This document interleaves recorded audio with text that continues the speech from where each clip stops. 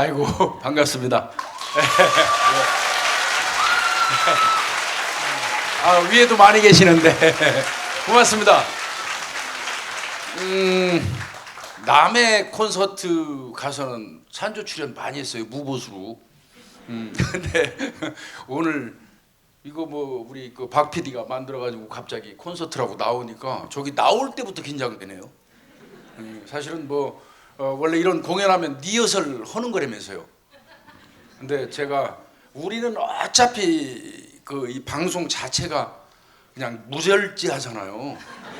왔다 갔다 하고. 저만 그렇습니다. 우리 김윤희 프로파일은 안 그렇고요. 그래서 그냥 하자. 그냥 가서 그냥 있는 그대로 보여주자. 뭐 제가 여러분들 늘 말씀드렸지만 뭐 고구마 같이 생긴 놈이 뭐 가서 무대에 폼 잡아봐야 그렇고요. 그래서 감사합니다. 벌써 한 1년 돼가는 것 같습니다.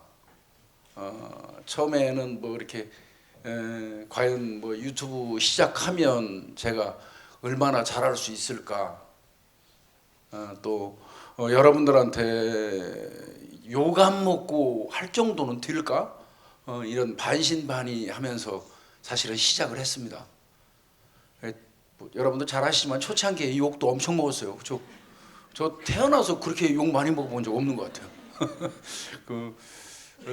그 세월이 이렇게 흘러와 가지고 우리가 10만을 넘었다고 그러는데, 저는 10만이라는 그 숫자에 대해서요 크게 그 개념이 없었어요. 이게 유튜브에서 뭐 10만 그거 가는 거 아니야 하면, 그랬더니 그게 아니더라고요.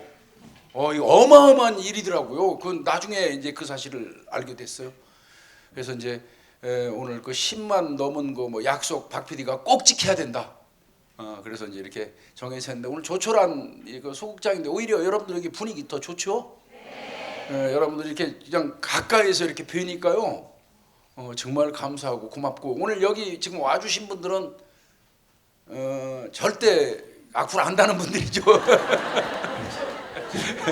예, 오늘 그 저 50대 그 저 아이디가 여성분, 50대 여성분 아이디 오셨나요? 아이디가 50대 여성분인데, 오셨어요? 50대 여성분이라는 아이디 있으시고, 그리고 예? 위에 계신데요. 위에 어디요? 예, 반갑습니다. 고맙습니다. 저기 오셨네요. 하여튼 여러분들 뭐 짧은 시간이지만 여러분들이 질문 주시고 궁금하신 내용 주시면요, 여기서는 그냥 눈치 안 보고 다 얘기해 올게요. 우리 유니 프로파일러 여기. 저희가 리허설도 없지만요. 우선 안녕하세요. 전 김윤입니다.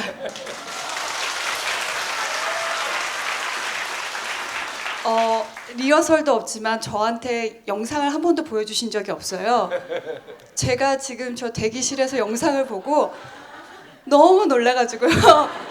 패닉이 좀 왔어요. 더 뭐가 나올까 지금 두려워가지고요.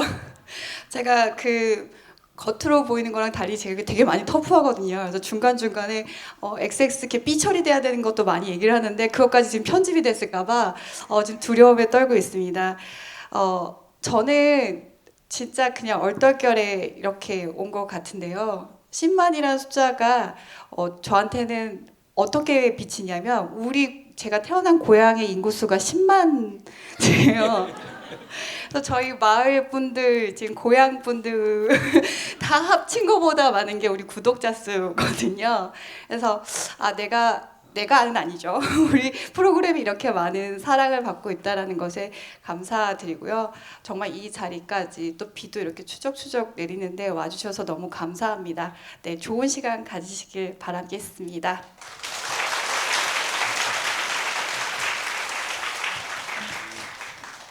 우리 사건 의뢰가 탄생하게 된 그 계기, 뭐 어떤 사연 같은 거를 조금 설명드리면요. 여기 박동민 PD는 도울 오방 간다 얼마 전에 KBS 방송이 있었죠. 그것도 우리 저 박동민 PD가 했고, 걸어서 세계 속에 뭐 걸어서 세계 속으로. 걸어서 세계 속으로인가 그 프로도 하고 뭐 이렇게 하던 그 박동민 PD인데 만난 거는요. 제가 2014년 4월 5일 날 그 이 방송된 KBS 공소시효라는 프로가 있었어요.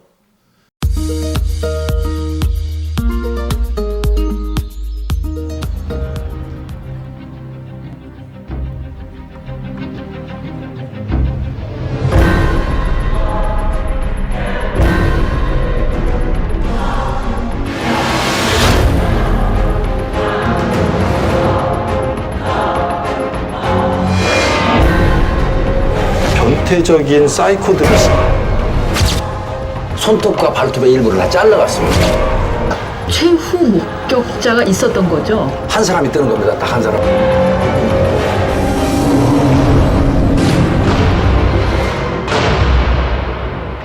공소시효 미치도록 찾고 싶은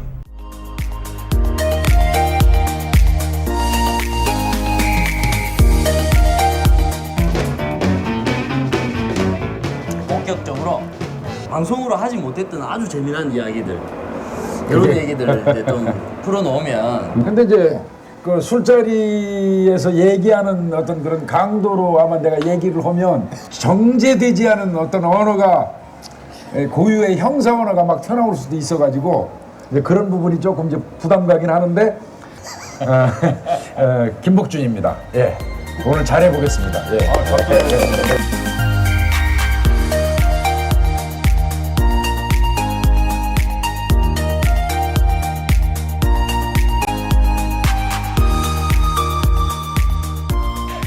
오늘 그 조금 전에 제가 설명드린 그 박동민 PD 어떻게 생겼는지 궁금하신 분들이 댓글 보니까 무지 많더라고요. 예, 뭐 큰 기대는 하지 마십시오. 예. 박 PD 좀 나와 주시죠. 박 PD 어디 계시지? PD님 너무 극적으로 등장하시면 안 돼요. 박동민 PD 올라오세요.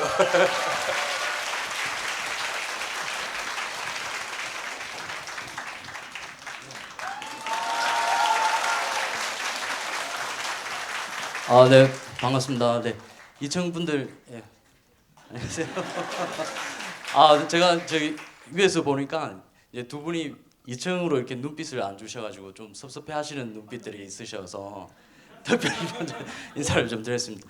네, 그 오늘 이렇게 많이 찾아주셔가지고 상당히 감사드리겠습니다. 저희가 사실 좀 걱정했습니다. 이제 준비도 미흡하고 해가지고 홍보도 제대로 못하고 막 급히 티켓팅도 하고 이렇게 해가지고 그럼에도 불구하고 거의 뭐 한 7시 4분 정도 들어갔는데 한 170석 이상이 팔렸더라고요. 그래서 저도 사실 깜짝 놀랐는데요. 감사드리겠습니다. 네. 감사합니다. 오늘 즐거운 시간 되시길 바라겠습니다. 네.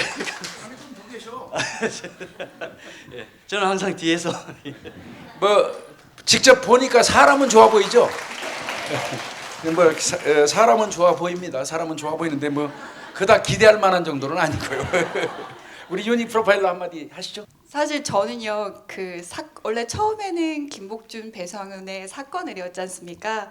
저는 제 이름이 올라가는지도 모르는 상태에서 어느 날 딱 봤는데 김복준 김윤희의 사건을가 되어 있었어요.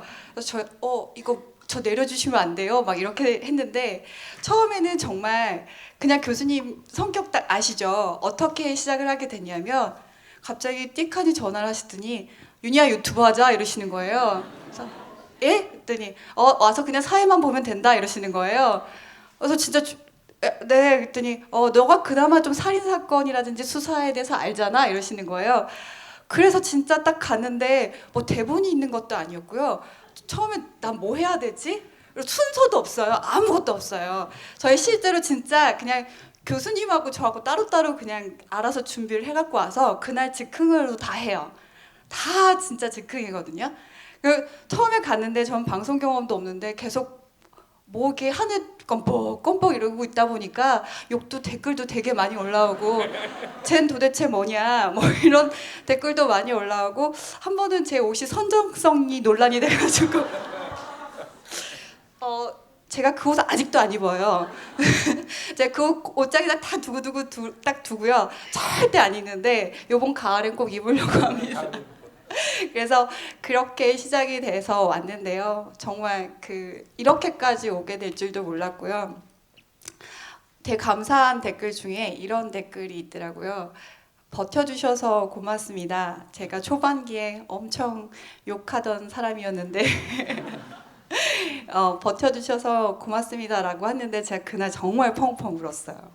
그러니까 그 한마디가 누구한테는 그 한마디가 살아가는 힘이 될 수 있겠구나라는 생각이 들더라고요. 그래서 그 다음부터 진짜 맺심이 되게 세졌어요. 그래서 뭐 누가 무슨 얘기를 해도 그래 버텨서 어떤 나만의 고유의 모습을 보여주면 언젠가는 알아주지 않더라도 그래도 기본적으로 내가 내 스스로한테 힘을 줄 수는 있겠구나라는 생각을 했었습니다. 그리고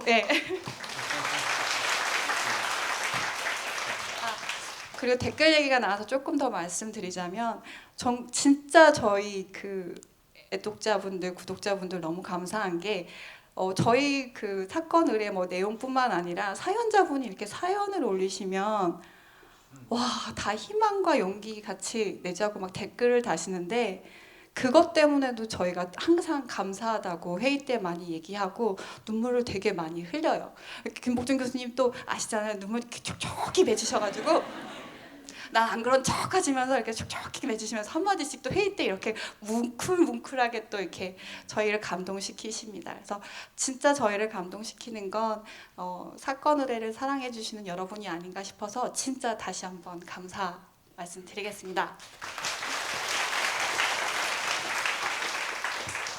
유튜브 사건 의뢰하면서 뭐 사건 관련된 거 정말 최선을 다해서 찾고는 있어요. 가능하면 그 사건을 실제로 담당했던 형사하고 제가 통화를 하려고 애를 무지 씁니다. 그러다 보면 어떤 경우는 아픈 게 참 많아요. 오래적 사건 내가 전화를 했더니 어렵게 어떤 형사가 그 사건 했지? 이렇게 물어봐가지고 어려운 경로를 타고 전화를 했는데 뭐 며칠 전에 돌아가셨다. 그런 얘기 들으면 아프셔서 얼마 전에 여기 혹시 오늘 그분 제가 꼭 모시려고 그랬어요. 택배 하시는 여성분이시죠. 정태희 씨인가? 그분이 어렵다 그리고 택배 가가지고 뛰어내리고 싶었다.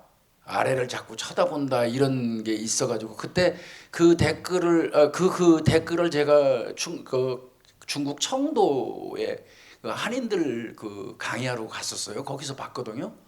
그래서 이제 이건 아닌데 하고 했는데 그 뒤로 댓글을 보니까 우리 구독자분들이 진짜 수도 없이 많은 분들이 그분한테 용기 주는 글을 쭉 달았더라고요. 그거 보면서 정말 많은 생각했어요. 이거 내가 얼마 동안 이거 할지 모르지만 정말 이 유튜브 하기 잘했다. 이게 사람 사는 거구나. 이게 우리가 살아가는 모습이구나. 우리 모두가 이런 게 사람이구나. 이런 생각이 진짜 많이 들었고요. 여러분들이 있기 때문에 그렇습니다. 그래서 윤이랑 저 참 양해 좀 구하겠습니다. 내가 김윤희 프로파일러 공식적인 여기 그렇게 얘기해야 되는데 사실 윤희는 제 제자이기도 하고 또 내 경찰 후배이기도 하고 해서 그냥 만나면 내가 윤희야. 윤희는 또 양반이에요. 제가 네. 윤희라고 거의 부르지 않으십니다. 저를 두 가지로 부르시는데요. 하나는 이 곰순아 이렇게 부르시고요. 한번 버전으로 들려주시죠. 네, 내가 곰순이라고 불러요. 야 곰순아 그래. 네, 그리고요. 제가 정말 멍청한 짓을 하면 쪼다리빵이라고 부르십니다. 오늘 다 얘기해야지. 다 일러네. 네. 오늘은 무슨 우리 PD님들은 엄청 고생해서 지금 이거 자리 만드셨거든요. 그리고 자기들이 정해준 이런 순서에 의해서 하라고 얘기하더라고요. 근데 다 건너뛰셨습니다 지금. 저희 그거 안 하겠습니다. 네. 그냥 우리 구독자분들하고 그냥 얘기하고 싶어요. 여기 앉아서. 아니 저 순간 처음 갑자기 댓글 얘기로 넘어가셔가지고 저도 그 10만 그 구독 소회 얘기를 하라고 여기 써 있거든요. 근데 갑자기 댓글 얘기를 하셔가지고 댓글 뒤에 얘기인데 저 순간 눈만 껌뻑껌뻑해서 어떻게 해야지? 그래 저 10만 구독 소개 좀 한번 해. 아니 심지어 이게 저희 유튜브 할 때 항상 있는 일이에요. 그래서 순서 좀 정하고 하시면 안 돼요라는 제 댓글도 봤는데 저희 그러면 아마 다 틀에 갇혀서 못할 것 같고 그래서 교수님이 이건 나중에 하고 막 이렇게 진짜 이렇게 음성으로 막 얘기하시잖아요. 녹화하실 때 항상 그냥 이렇게 즉흥적인 것 같아요. 이제 하세요. 아 근데 그거 여러분들 혹시 즉흥적이라고 하면 지가 생각나는 대로 뭐 속된 말로 뭐 지 꼴리는 대로 하는 거 아니고요. 예, 나름대로는 제가 누차 말씀드렸지만 저는 한 가지는 자부할 수 있습니다. 적어도 우리 구독자분들한테 거짓말은 안 합니다. 사건 관련돼서 없는 사실을 뭐 인터넷에서 제가 수집해서 긁어다가 여러분들한테 말씀드리는 거는 일단은 제 자존심이 허락하지 않고요. 이 나이 먹어갖고 그런 자존심마저 없으면 안 되잖아요. 허락하지 않고요. 확인할 수 있는 범위 내에서 최선을 다해서 확인합니다. 그래서 아까 말씀드린 것처럼 담당했던 형사를 찾다 보니까 죽어가지고 통화를 못해서 울기도 하고요. 그러면 그 담당 형사 옆에 있던 그 쫄병이라도 제가 찾습니다. 찾아갖고 그 당시에 그 사건 수사할 때 너 옆에서 그 내용에 대해서 어떻게 봤지? 이제 이렇게 물어보기도 하는데 그래서 제 전화 그나마 다행인 거는 뭐 이 현지 경찰들이 욕도 많이 하지만 또 적극적으로 저를 또 도와주기도 해요. 그래서 팩트 가지고 하니까 즉흥적으로 한다고 그래서 그거 저 윤희야 즉흥적으로 한다고 하면 안 돼. 네. 즉흥적으로 한다고 해서 그렇게 하시면 안 되고요. 네. 네. 저 이렇게 매일 혼납니다. 근데 진짜 교수님 제가 정말 존경하는데요. 그 중에 가장 큰 게 사실 손수 다 직접 정말 다 적어 오세요. 근데 왜 적냐고 하시냐면 워딩을 못 하시는 게 아니세요. 다 애워야 한다고 하세요. 써야 애워지니까 그렇게 하나 일일이 다 써갖고 오세요 원고를. 그러다가 지난번에 아마 사건 보다 보면 그 범죄자가 농장에서 일을 했다라는 말이 있었는데 제가 조사한 바로는 장농을 만드는 곳이라고 얘기가 나왔었어요. 농방. 네, 농방 이렇게 나왔는데 교수님이 그걸 다 확인을 하셔서 야, 네 말이 맞더라. 그 장농 만드는 공장이더라.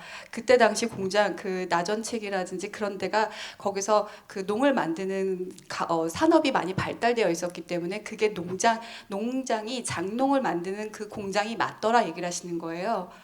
그러니까 그 한마디 한마디에 대해서 본인이 다 확인을 하세요. 그리고 심지어 그냥 정말 제가 교수님 근데 왜 걔네들은 PJ 국제파예요? 제가 물어봤어요. 국제적으로 노나요? 저도 찾아볼 수 있는데 그런 생각도 못했는데 교수님이 여기 저기 다 물으셔가지고 그게 국제다방의 DJ 맞나요? 거기서 노는 애들이 만든 거래. 그러니까 저는 교수님한테 많은 일면도 되게 존경하고 배우지만 확인하시고 그 부분에 대해서 전혀 부끄러워하시지 않으시고 그 부분에 대해서 확인한 부분을 사람들하고 공유하시는 부분에 대해서 와 대단하시다라는 생각을 정말 많이 합니다. 그거는 자꾸 이제 칭찬 그렇게 하면 나 부끄러워지니까. 나 부끄러워지라고. 지금 순서는 내가 보니까 시간상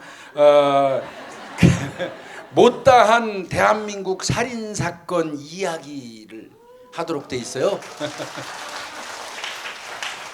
그래서 우리 김윤희 프로파일러가 못다한 대한민국 살인 사건 이야기. 네. 우리 객석에 계신 우리 구독자분들이 혹시 질문해 주시면 저희가 여태까지 진행했던 살인 사건 41번째 나갔죠? 네, 저희가 41번째 사건인데요. 정대두를 시작으로 해서 온보연, 지존파, 심영구, 강창구, 김선자, 오종근, 엄여인, 이동식, 그 다음에 김보은, 유영철 사건 정말 많아요. 그리고 김대두, 인천 모자 살인 사건 이렇게 되게 많이 왔습니다. 많이 저희가 거쳐왔어요. 그래서 현재까지는 41번의 살인 사건을 했었고요. 뭐 그때마다 중간에 뭐 조두순도 했었고 그건 다 빼고 이제 살인 사건만 41건을 했습니다. 혹시 기억나시는 거 살인 사건이나 아니면 궁금하신 거라든지 뭐 그 오프 더 레코드로 여기서는 기탄 없이 그냥 질문해 주셔도 돼요. 질문 참고로요. 이 뭐 우리 여러분들 다 아시겠지만 김윤희 프로파일러는 정남규 프로파일 했어요. 예, 그걸 물어보라고 하시는 거잖아요. 그러니까 아마 그쪽 부분에 대해서 좀 많이 알 것 같고요. 2층에도 잘 보이시죠, 저희? 아이고 죄송하네요. 너무 멀리 떨어져 있는 것 같아가지고. 불편하시면 그냥 이리로 내려오시면 좋을 것 같은데. 예. 여기 자리 듬성듬성 비어 있거든요. 앞쪽에. 고맙습니다. 안녕하세요. 경산에서 멀리서 온. 네. 티켓값보다 표값이 더 나온. 네. 아무튼 예, 안녕하세요. 너무 반갑고요. 김복준 형사님 담당하셨던 그 매니큐어 사건, 전 그것이 알고 싶다도 보고 사건 의뢰도 보고 다 봤는데 방송에서 하시지 못했던 용의자에 대한 얘기가 좀 더 있지 않을까 궁금한 거예요. 그래서 예, 조금 그 담당하셨던 사건에 대해서 혹시 말씀 어려웠던 부분이 있으시면 여기서 좀 기탄 없이 풀어주셨으면 합니다. 사랑합니다. 사실 포천 매니큐어 살인 사건은 제가 말 꺼내기가 항상 부담스럽고 아픈 사건입니다. 그래서 사실은 박동민 PD하고 유튜브 시작과 동시에 원래는 그걸 하려고 했는데 제가 좀 이거는 좀 불편하다 해가지고 미루고 언젠가는 하겠지만 좀 미뤘던 그런 사안이거든요. 근데 얼마 전에 SBS 그 알이죠. 그것이 알고 싶다 해서 PD하고 그쪽 메인 작가가 저한테 그러니까 그 알에 나오기 전 얘기입니다. 자기들이 그거 제작을 하는데 제가 그 당시에 담당했던 사람이니까 좀 그 방송 제작하는데 도움도 주고 출연 좀 인터뷰 좀 부탁한다고 해요. 그래서 제가 그것이 알고 싶다 측에다가 거절을 했습니다. 저는 그거는 인터뷰 안 하겠습니다. 그랬더니 중요한 그 제보자가 나와가지고 그 제보자의 어떤 그 증언에 의해서 이 사건을 추적해 들어가면 혹시 압니까? 그렇게 한 맺힌 사건 잡을 수도 있는데 대충 얘기 들어봤더니 그거 타당성이 없어요. 그리고 결국은 뭐 그들이 그것이 알고 싶다에 방영이 됐는데 아직까지도 포천 매니큐어 살인 사건 관련해서는 솔직히 얘기해서 저보다 많이 하는 사람은 없어요. 제가 약속드리겠습니다. 적정한 기회에 우리 구독자분들한테 정말 많습니다. 포천 여중생 매니큐어 살인 사건은 제가 여러분들한테 드릴 수 있는 이야기가 영화 같은 요소가 수도 없이 많습니다. 수도 없이. 예, 수도 없이 많습니다. 그리고 그 자살한 고 윤성명 경사 그와의 저 만남도 또 있고요. 조만간 우리 구독자분들한테요. 포천 여중생 매니큐어 살인 사건은 한 2부작이나 이 정도 걸쳐서 한번 브리핑 하겠습니다. 예.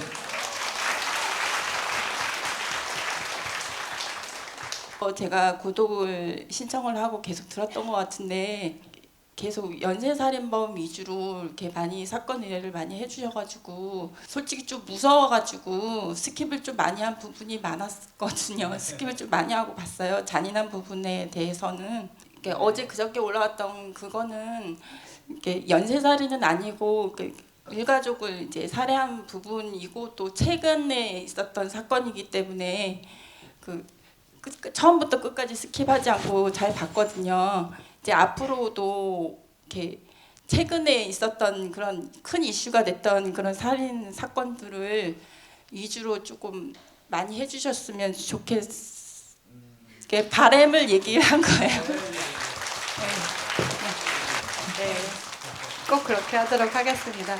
저희가 사건을 선별을 할 때 초반기에는 이제 뭐 어쨌든 정두영이나 옹보연이나 어떻게 보면 범죄를 저랑 교수님은 많이 접했던 사람이다 보니까 이 기본이라는 게 있어요. 범죄에서 이런 유형별로 봤을 때 이런 사건은 다루게 된다면 좀 더 뭔가 설명을 미리 하고 갈 수 있는 부분들이 있고, 정두영 같은 경우는 실제로 유영철이 어떤 본을 땄던 사람이기 때문에 그런 걸 하자. 그리고 지존파 같은 경우는 저희가 최근에 뭐 막가파도 했지만 뒤에 영웅파도 나오잖아요.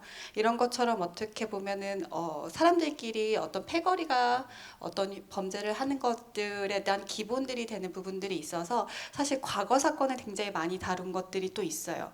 그리고 지금은 사실 연쇄살인이 현재 상황으로는 벌어지기가 굉장히 어려운 게 많아요. 제가 2006년에 처음 프로파일러가 됐을 때 정말 연쇄살인이라든지 서울에서 살인 사건이 엄청 많았었어요. 그때 당시에 그 뭐 강호순도 그때쯤이었고, 그때 또 미제 사건이 된 사건들 중에 연쇄성이 있는 사건들도 실제로 있어요. 근데 지금은 연쇄가 벌어지기 되게 어려운 환경이에요. CCTV라든지 노출되는 부분들이 굉장히 많기 때문인데요.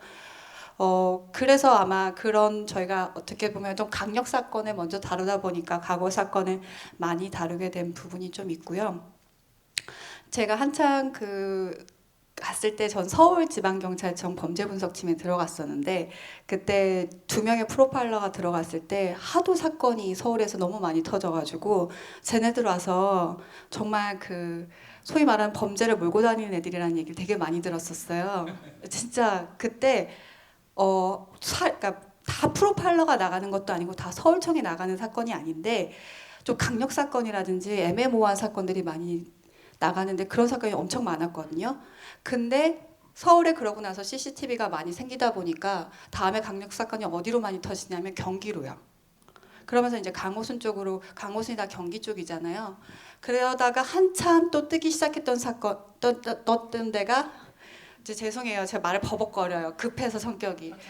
네, 저 그래서 맨날 혼나요. 실제로 저도 이렇게 잠깐 빠질게요. 이제 사건 반장을 할 때 제가 굉장히 말이 빨라지거든요. 교수님 문자로 천천히 이렇게 그러면 제가 더 긴장해요. 천천히 머릿속에 하면 다다다다다 이렇게 나와요. 근데 그러면서 다시 이제 범죄 지역이 어디로 옮겨졌냐면 천안이라든지 충남의 이 일대로 다시 또 빠지기 시작하는 경향들이 있거든요. 그래서 사건이라는 것들이, 범죄라는 게 정말 생물 같아요. 그래서 흐름에 따라 변하게 되기 때문에 아마 그래서 최근 사건들 같은 경우는 연쇄살인 사건보다는 강력하거나 잔혹하거나 그런 잔인성들이 더 많이 포커스가 되는 사건들이 아마 주로일 거라고 생각이 들어요. 그래서 최근의 사건들은 그런 것들이 있다고 한다면 또 그런 중심으로 많이 다뤄보고 의견 주시면 그런 의견 많이 반영해서 다루도록 하겠습니다. 위에 2층 마이크 전달되잖아요. 예, 2층 좀 전달 좀 해주세요. 아 여기 아까부터 저분이 예. 네, 저는 대구에서 왔는데요. 와. 네, 며칠 전에 댓글에서도 올렸던 거였는데 경찰 범인들 신문이나 프로파일 하시면서 좀 듣기 거북한 얘기를 많이 들어보셨을 거고, 그러면서 좀 진짜 도망치고 싶다 이런 생각도 많이 들으셨을 텐데 그걸 그동안 어떻게 참아오셨는지 그게 제일 궁금하더라고요. 저는 실제 프로파일러가 됐을 때 되게 어렸었어요. 제가 20살 후반 때, 20살 후반이래. 20대 후반 때 처음 프로파일러가 됐는데 이제 현장에 갔는데 제가 27살 때였거든요. 근데 이제 범죄자들을 면담하러 가잖아요. 근데 처음에는 그러니까 뒤에서 이렇게 적기만 해요. 그리고 어떻게 선배님들 면담하시는지 보는데 이제 저한테도 한 반년 넘어가니까 선배님이 직접 해보라고 말씀을 하세요. 그래서 했는데 제일 심했던 게 이제 강간하는 친구라고 하지 말라고 하셨는데 제가 계속 시키거든. 이 새끼하고 강간하는 놈. 여러분들 이 새끼하고 놈은 괜찮잖아요. 개새끼들인데 진짜. 저희가 취급하는 놈들 중에 착한 새끼가 어디 있어요? 그러니까 새끼하고 놈은 윤희가 해도 괜찮죠? 괜찮대. 강간하는 놈이 있대요. 성적 농담을 그러니까 되게 많이 해요. 그리고 건드려봐요. 너 SM이 뭔 줄 알아? 이런 식으로 그러니까 뭐 뭔지 알아도 아니고 근데 형사님 SM 알아요? SM 뭐지? 그러면서 오라는 해봤어요? 약간 이런 식의 다 그러는 건 아닌데 이게 뭐랄까 저는 1인 면담을 주로 되게 선호를 했거든요. 왜냐하면 되게 친밀도라든지 라포 형성이 달라져요. 그리고 저는 수갑 같은 것도 풀어달라고 했거든요. 포승줄도. 그래서 이제 1대1로 앉아서 하다 보니까 위험하지. 네, 근데 이제 상황을 보면서 하기 때문에 하는데 어느 순간 내가 얘네들 머리 꼭대기 올라가지 않으면 안 되겠구나 싶은 거예요. 그래서 그때 진짜 성인 비디오 엄청 많이 봤어요. 본인의 기호하고 맞아떨어진 거죠. 제가 그렇게 순수하지만은 않아요. 그래서 그때부터 이제 알게 되니까 이게 용어는 받아칠 수 있게 되더라고요. 근데 제 케이스는 아니었는데 실제로 저 같이 근무했던 프로파일러 언니한테는 강간하는 놈이 진짜 자기 앞에서 면담을 할 때 그 자위를 했어요. 죽여버려야 되는데. 그래가지고 근데 어느 순간부터인가 그 매트해져요. 그래서 그랬어? 진짜? 어떻게 했어? 이런 식이 되는 경우도 있는데요. 뭐 아까 티나진 않았는데 딱 하는 거 보니까 자위하더라고. 이제 단어 그러니까 거기에 대해서 약간 넘어가게 되는데 저는 나중에 알았어요. 그게 저한테 스트레스가 엄청 되는 부분이었는데 강한 척 하려고 하다 보니까 그런 신경 안 쓰고 지나간 척했지만 그게 하나씩 쌓였다라는 걸 알게 되고 사람에 대해서 잘 못 믿게 되는 것들이 있어요. 그래서 사람을 관찰하는 습관이 지금도 몸에 배어 있어서 제가 제일 싫어하는 건데 될 수밖에 없는 상황이 됐고요. 제가 가장 충격적이었던 그 면담하는 애는 누구였냐면 엄마를 한번 제가 얘기한 적이 있었을 거예요. 엄마를 죽게 만들었던 그 새끼였는데요. 진짜 자기 엄마의 그 좋았던 추억들을 다 얘기를 해요. 난 내가 어떻게 엄마를 죽였을 리가 있냐. 난 수면제 먹어서 정말 하나도 기억이 안 난다.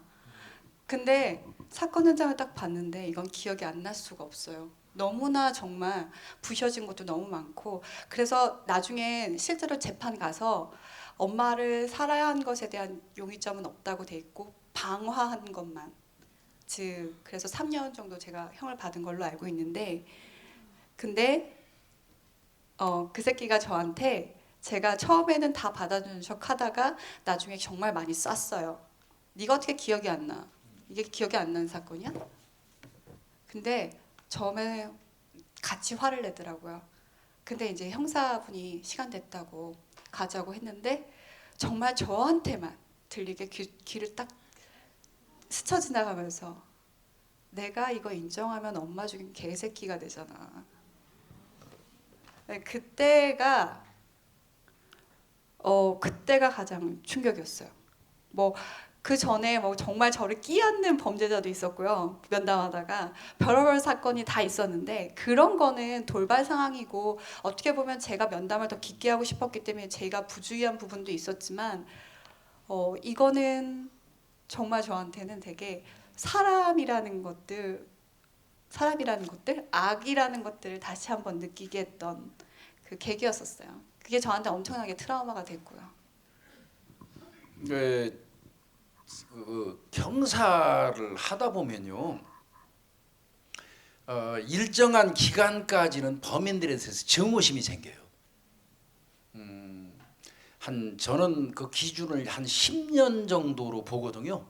강력 형사가 돼가지고 한 10년 정도 물불 안 가리고 뛰어댕길 때 그때는 수단 방법 가리지 않고 범인 잡아야 된다는 생각밖에 머릿속에 없거든요. 그리고 그냥 내가 잡는 놈들은 이 세상에서 나쁜 놈들이고 제거돼야 될 새끼들이니까 이것들은 잡아서 박살내야 된다는 그 생각밖에 없어요. 그 과정에서 한 10년 그 즈음 정도의 그 사건을 처리하는 과정에서 잘못해가지고 가지고 있는 증오심 때문에 옷 벗고 나가는 경찰관들이 제가 볼 때는 한 4% 정도 될 겁니다. 심지어는 이제 제가 언젠가 설명을 드렸는지 모르겠는데 그 신혼부부 여성 있었어요. 그 아마 이 얘기를 했던 것 같은데 우리 박동민 PD가 좀 지나치다고 잘랐던 걸로 편집한 걸로 저는 기억하는데요. 파주 쪽에서 넘어온 범인들 전과가 많은 놈들입니다. 네 놈이서 신혼부부예요. 결혼해서 신혼여행 갔다 온 지 며칠 되지도 않고 시어머니 시아버지하고 같이 살아요. 시아버지 같은 경우는 이제 교장 선생님 출신인데 은퇴하셨고 시어머니도 평교사 출신인데 은퇴했는데 외아들이에요. 외아들하고 이제 이렇게 며느리하고 같이 사는데 아들이 퇴근하기 전에 이 네 놈이 집을 덮쳤어요. 그래가지고 시어머니 시아버지를 보는 데서 묶어놓고 네 놈이서 윤간했어요. 그래가지고 그 여성분이 실어증 걸렸습니다. 또 시아버지도 실어증 걸렸어요. 그래서 그 사건을 넉 달 정도 수사를 저희가 했어요. 제가 그 강력반장 할 때. 그래서 수사를 이거는 꼭 잡고 싶더라고요. 그건 사람 아니잖아요. 이 새끼들은 꼭 잡고 싶더라고요. 진짜 열심히 했는데 드디어 단서가 딱 나왔어요. 저 경기도 파주에 가면 보광사라는 절이 있어요. 그 절 안쪽에 산에 야산에 텐트를 쳐놓고 그놈들이 생활한다는 겁니다. 그래서 텐트는 또 덮쳤을 때 전체가 다 구멍이 될 수 있잖아요. 그래서 내가 우리 형사들 데리고 가면서 권총을 특별히 2사람한테 채웠어요. 그래서 내가 우리 강 형사하고 김동원 형사라고 자꾸 실명이 자꾸 나와. 그 2사람한테 총을 주면서 야 어지간하면 쏴서 죽여버리자. 어지간하면 현장에서 매번 녹화할 때마다 이 수위 조절하냐고 너무 힘들어요. 이 새끼들 아마 그래서 아마 박동민 PD가 제가 이 얘기할 때 아마 편집했던 것 같습니다. 그런데 권총을 쏠려면요 여러분 조금은 개겨줘야 돼요. 그 새끼들이 그렇지 않습니까? 좀 개겨야지 쏘죠. 손 들고 나오는 놈한테 총 쏘면 큰일 나잖아요. 그래서 가가지고 텐트 딱 덮쳐서 손 들어 하고 딱 하니까 이 새끼들이 좀 덤볐으면 얼마나 좋아요. 이걸 귀에다 붙이고 내 놈이 귀에다 완전히 붙이고 야 난 그렇게 손 깎듯이 잘 드는 놈들 처음 봤어. 그러니까 오직하면 우리 강 형사가 이렇게 보니까 바닥에 낫이 있어요. 그 낫을 발로 자꾸 차주는 거야. 그거는 이제 강 형사 얘기는 그거 들으라 이거야. 들어야 쏘죠. 안 들더라고요. 나 호미 같은 걸 자꾸 형사들이 발로 차주는데도 안 들어요. 여러분들 나는 약간 손해본 게 좀 많아요. 제가 한국 시나리오 작가협회에서 오랫동안 강의를 했어요. 그러다 보니까 영화가 나오면 전부 내 대사가 다 나오더라고요. 거기 보면은 야, 그 막말할게요. 미성년자는 없잖아요. 없죠? 야, 씨발 우리가 돈이 없지 가오가 없냐? 이거 형사들이 달고 사는 얘기거든요. 내가 이제 그거를 그 강의하면서 했더니 어느 날 보니까 베테랑에서 그게 나와요. 야, 우리가 돈이 없지 가오가 없어? 이건 내가 한 얘긴데. 그다음에 여러분들 그 저 국제도시인가 그 근육 좋은 친구 이름 뭐죠? 마동석. 마동석이 영화를 딱 봤는데 웜에 그거 네 개 나오더라고. 진실의 방. 그 저희가 그 수사하다가 영 안 통하면 이 자식 진실의 방 들어갔다 와야겠네. 야, 얘 진실의 방 좀 데리고 갔다 와. 그러면 진실의 방 좀 데리고 갔다 와 하는 순간 제일 막내 형사가 쫙 뛰어나가가지고 경찰서 형사계 밖에 있는 두꺼비집 확 내려버려요. 그래야지 CCTV가 꺼지니까. 이제 그 영화에서는 뭐 남현상자로 가리더라고요. 근데 이제 두꺼비집 내리거든요. 갑자기 정전됐다고 그러면 불 다시 켜질 때는 걔가 진실을 말하고 있어요. 그래서 제가 보니까 가오가 없지 진실의 방 기타 등등이 내게 너무 많이 나오더라고요. 그래서 지금은 시나리오 작가 옆에 강의 안 합니다. 저 오로지 그거는 우리 사건 의뢰에서만 털겠습니다. 아직 뭐 한 몇 분 더 받아도 될 것 같습니다. 질문. 다른 분 또. 이 친구 저쪽. 안녕하세요. 저는 세종시에서 온 사람인데요. 멀리서도 많이 오셨다. 네, PD님이랑 교수님이랑 프로파일러님 세 분께 질문 드리고 싶은데 혹시 아까 그 아래에서 전화 받으셨던 것처럼 오브 더 레코드라고 하셨으니까 혹시 또 다른 전화를 받으신 게 있는지 지대한 공헌을 하신 게 있는지 한번 여쭤보고 싶었습니다. 그 사건 관련해서요. 아니요. 다른 사건이라도 혹시 아, 네, 있는지 여쭤보고 싶었어요. 아니 그 사건 의뢰를 진행하면서 우리 PD님을 통해 가지고 의미 있는 제보가 들어왔어요. 그거 포천 여중생 매니큐어 살인 사건인데 이거 우리 선생님이 안 물어봤으면 잘 가지고 있다가 작품 되면 한번 여러분들 앞에서 털으려고 했는데 사실은요 그 사건에 관여했던 형사로서 그 제보 우리 사건 의뢰로 들어온 제보는 상당히 신빙성이 있더라고요. 깜짝 놀랐습니다 저도. 그래서 그 메일 자체를 통으로 지금 뽑아가지고 경기 북부경찰청 미제범죄수사팀에다가 제가 전달했어요. 그 지인이라는 분이 고유정이하고 남편이 신혼여행을 가서 이제 귀국하는 날이래요. 귀국하는 날인데 고유정이가 가방 사느라고 갈 생각을 안 하는 거예요. 비행기 탈 생각을. 그러니까 이제 남편이 가가지고 야 이러다가 비행기 늦는다. 빨리 가자. 이렇게 독촉을 하니까 가방으로 자기 남편을 때려버렸다는 거예요. 그리고는 계속 미친 듯이 가방만 고르다가 결국 비행기를 놓쳤답니다. 신혼여행 귀국하는데 놓치고 그 다음날 비행기를 타고 왔다는 거예요.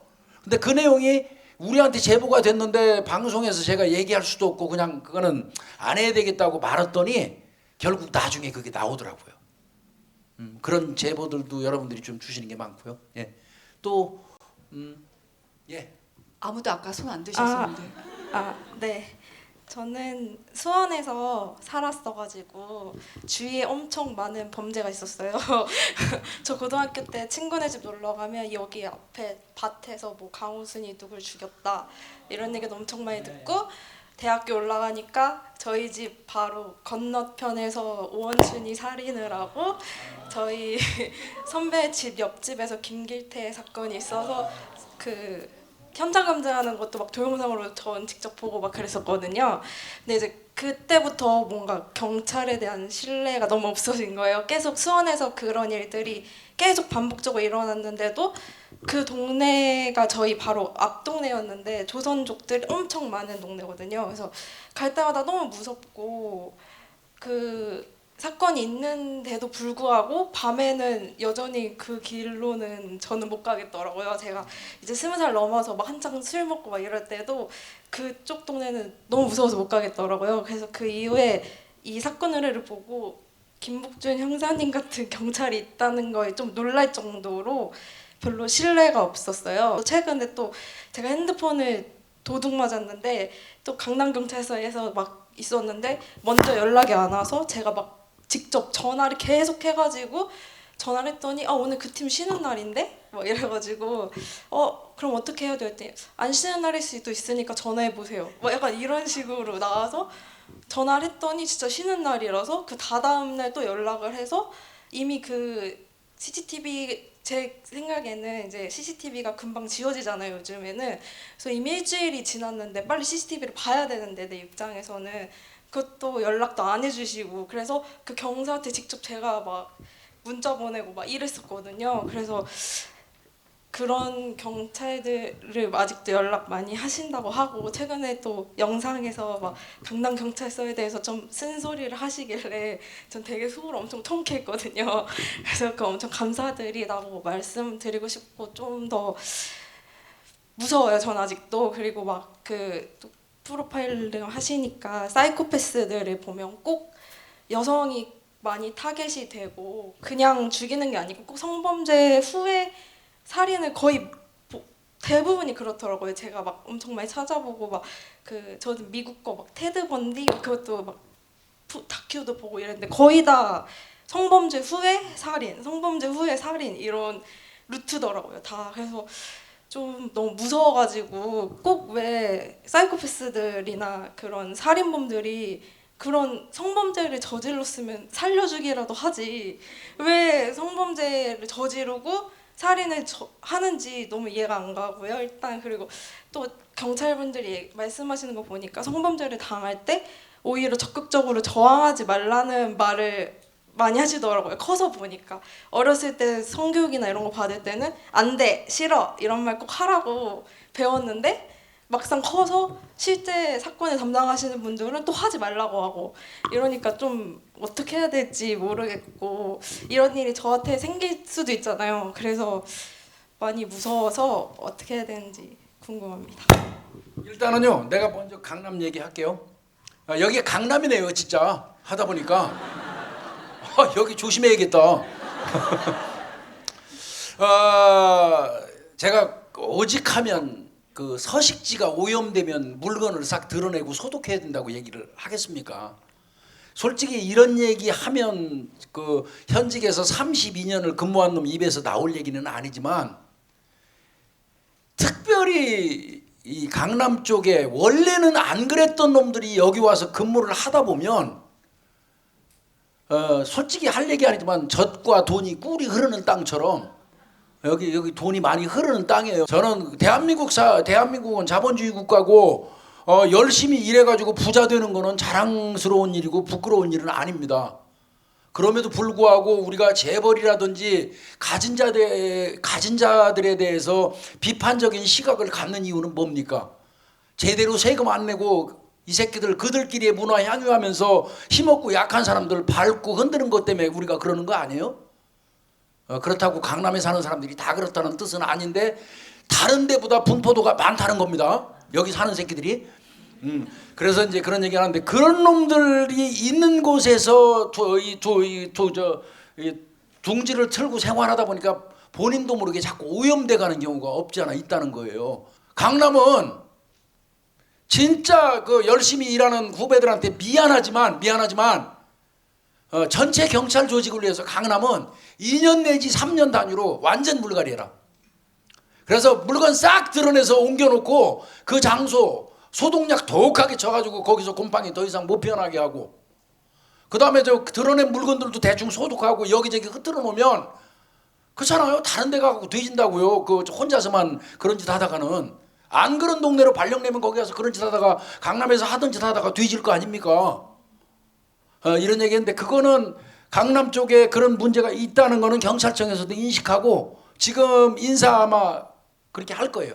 다 드러내는 식으로 할 거니까 그런 부분은 이제 좀 개선이 된다고 좀 보시면 될 것 같아요.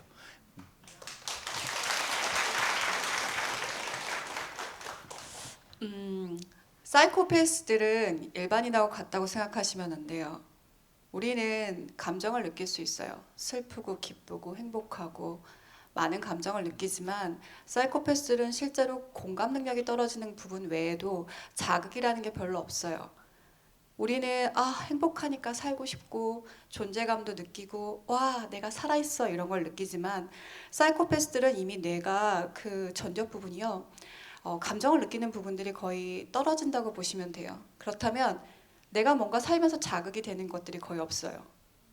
근데 살면서 자극이 되는 요소를 처음에 만났을 때 나를 뭔가 흥분시키거나 자극주는 요소가 그들한테는 쾌락 요소가 돼요.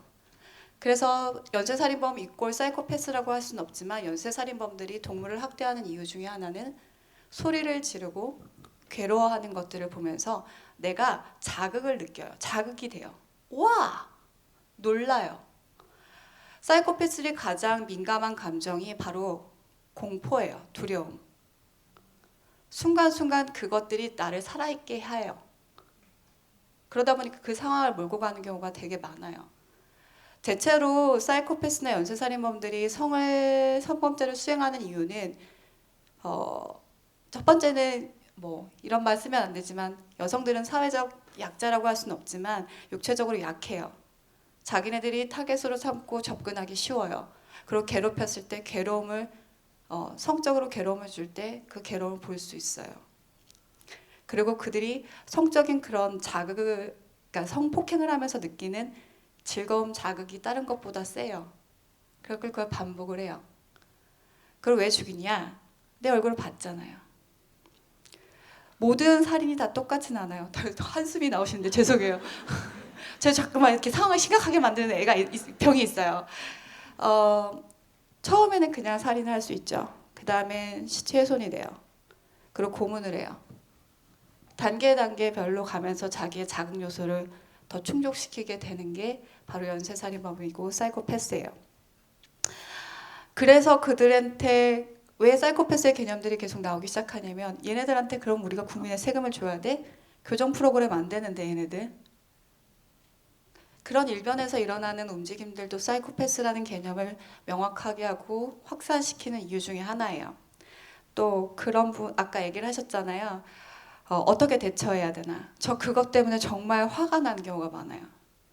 너무 천편일률적인 교육을 하고 있거든요.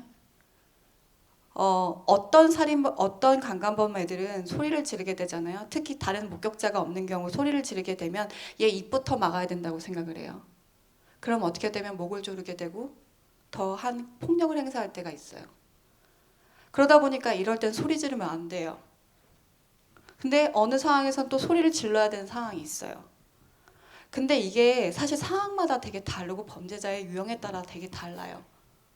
근데 우리는 소리 지르세요 아니면 반항하지 마세요 천편일률적으로 가리킨다는 거죠. 실제로 어떤 사건에 있어서 시뮬레이션이라든지 이런 범인의 특성에 따라서 그 범인을 어떻게 파악할 수 있는지 어떻게 대처할 수 있는지에 대한 교육들이 사실 되게 필요해요. 근데 우린 그런 교육들을 안 하잖아요. 전 그게 너무 안타깝다는 생각이 들어요. 저도 아까 질문 주셨던 분처럼 저도 교수님도 그렇겠지만 경찰들한테는 특히 강력 사건을 다뤘던 사람들한테는 사는 도시가 범죄지도예요. 우린 맛집으로 기억하잖아요. 저기 맛집 있고 저기 어디가 우리는 저기는 어떤 사건이 났지? 저기 관간 사건이었는데 저기는 교회에서 방화 났었는데 이런 식의 기억들이 있어요. 근데 대체적으로 뭐 무뎌지기도 하고 뭐 그렇긴 한데 저는 사실 이거 되게 비논리적일 수 있는데 범죄가 나한테 일어난다는 걱정은 안 하셨으면 좋겠어요. 범죄라는 건요. 그 부정적인 기운이 불안하고 부정적인 기운들이 끌고 와요. 그 범죄자들을 면담하면서 하는 말이 있어요. 우리도 동물이야. 우리도 피해자를 고를 때 먹잇감이 될 수 있는 사람들을 골라. 약해 보이고 불안하고 대항할 수 없을 것 같고 모두 다 그런 건 아니지만요. 대체적으로 기회성 범죄를 노리거나 자기보다 약한 피해자를 대상으로 하는 범죄자들은 그렇게 피해자를 골라요. 됐죠? 네. 자, 그죠? 이래서 제가 방송할 때 끊는 거예요. 우리 저 윤이 한번 그 입이 툭 터지면 사건을 해 끝까지 내 혼자서. 예. 그래서 가끔씩 제가 여러분들 편집도 많이 합니다만 그래 중간중간에 내가 이제 끊고 나 이거 빨리 하고 집에 가야 되잖아요. 맞아요. 죄송해요. 그러면 우리 윤이가 계속 가거든요. 그래서 끊었더니 끊는다고 어떻게 지랄들 하는지 말이야. 저희가 뭐 얘기하다 보니까 정해진 이것도 안 한다고 지금 박 PD 저 앞에서 와가지고 인상 쓰고 있어요. 일단은 한 번 쉬어가면서 여러분들 선물 좀 드려야겠어요. 우리 구독자 사장님들 두 분 얘기하면 금방 할 거예요, 여러분들. 중도건이네. 그 다음에 정록수 사장님. 그 두 분 좀 나오시죠? 예, 두 분 모시겠습니다. 여기 나오시네. 중도건이 나오십시오. 예.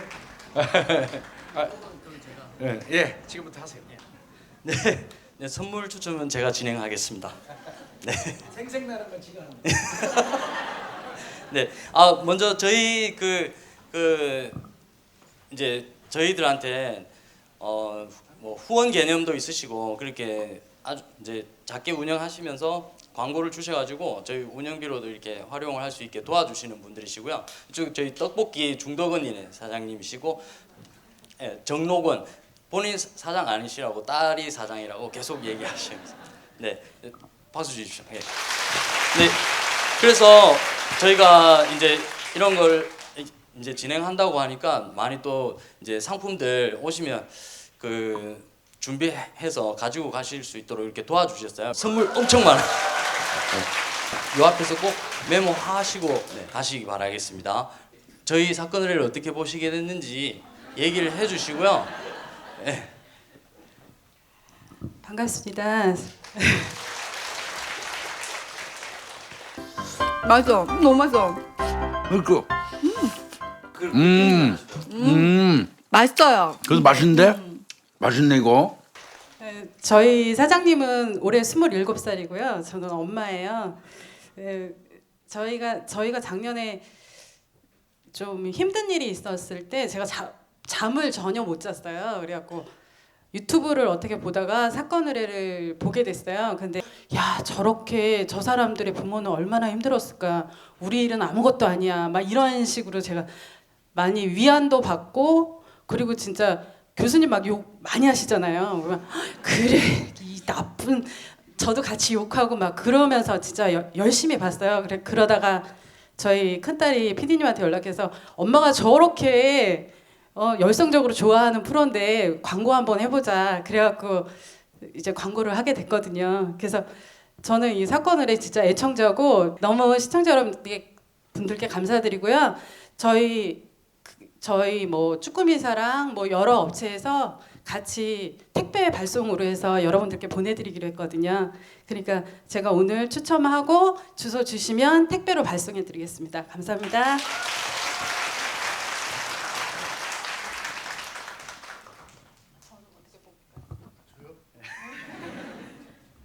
예, 저는 이 녹용하고 이 홍삼 성분 함유되어 있다는 이 천비고 이 두 개는 사실 저는 먹어봤어요. 진짜 진해요. 진짜. 굉장히 진해요. 사건 의뢰 광고를 하게 된 계기가 사실 김복준 교수님 예전에 TV에서 그 길거리 강연하셨을 때, 예, 그거 보고 그때부터 저도 한국의 경찰들에 대해서는 잘 불신을 하고 있었던 사람 중에 한 사람이었는데, 그래도 좀 희망을 보고, 그래서 기회가 되면 좀 같이 했으면 좋겠다, 연대를 좀 했으면 좋겠다는 생각을 하고 있던 차에 이렇게 방송을 하셔서 하게 됐습니다. 뭐 작은 힘이지만 보태는 겁니다. 감사합니다. 네, 저희가 뭐 협찬만 하시고 저희가 추첨해서 나눠드릴 수도 있는데, 그거보다는 다들 저희 광고 주시는 분들이 구독자세요. 그래서 구독자분들끼리 얘기 나눌 수 있는 기회도 될 것 같아서 굳이 무대로 모셔서 이제 말씀 한마디 할 수 있게 했거든요. 지금 이제부터 추첨할게요. 네, 그러면 어머니 먼저 하시고요. 가장 멀리서 오신 제일 멀리서 오신 분. 나는 내가 제일 멀다. 대구 아까 어디세요? 예? 네, 대항할 도저히 대항이 안 돼. 네. 뭐 주실 건데요? 네? 원하시는 거 드릴까요? 뭐 보신 것 중에 뭐가 제일 맛있어 보이셨어요? 아니 여기는 다른 주인이세요. 떡볶이 쭈꾸미 떡볶이 세트 드릴게요. 네. 쭈꾸미 알겠습니다. 여기 나오셔서 주소 적어 놓고 가세요. 네. 빨리 뽑으세요. 네. 닭발 이시연 김미경님 두 개네요. 마열 4번 3번.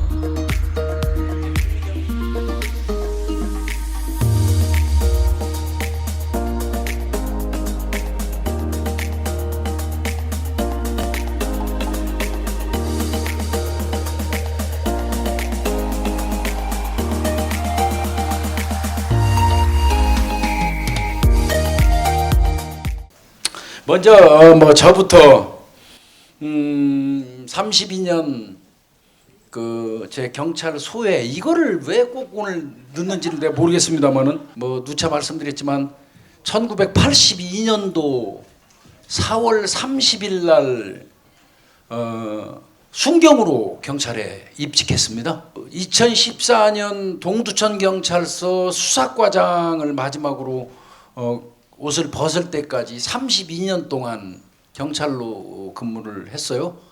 제가 주로 근무했던 이제 부서는 뭐 여러분들 잘 아시겠지만 거의 강력 파트에서만 일을 했습니다. 원래 제가 인상이 상당히 좋은 사람인데 이상하게 강력 파트를 하다 보니까 이 눈이 째지기 시작하더라고요. 이런 게 있어요, 여러분들. 사실 조직폭력배 아이들 우리가 뭐 영화로 희화되기도 하고 우습게 보이기도 하고 이렇게 만들었지만요, 실제로 현장에서 여러분들 조폭들하고 맞닥뜨리면 진짜 오줌 싼다고요.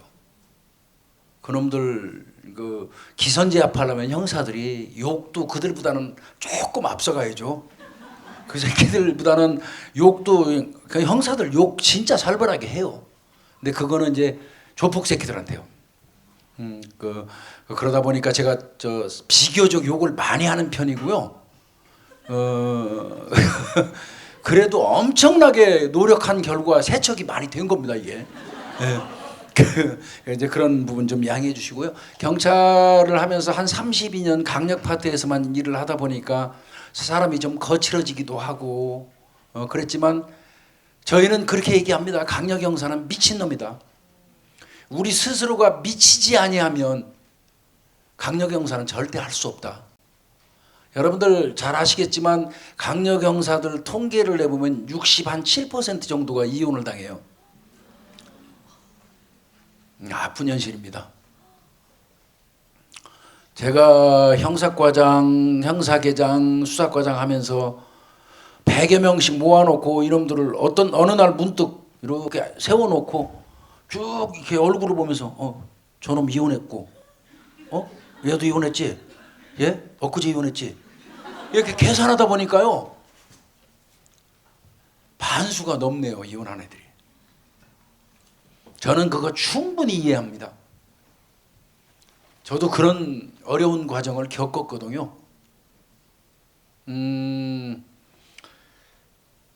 형사를 하면서 가장 힘들었던 기억을 몇 가지만 좀 얘기를 오늘 박 PD가 이것도 시켜서 하는 겁니다.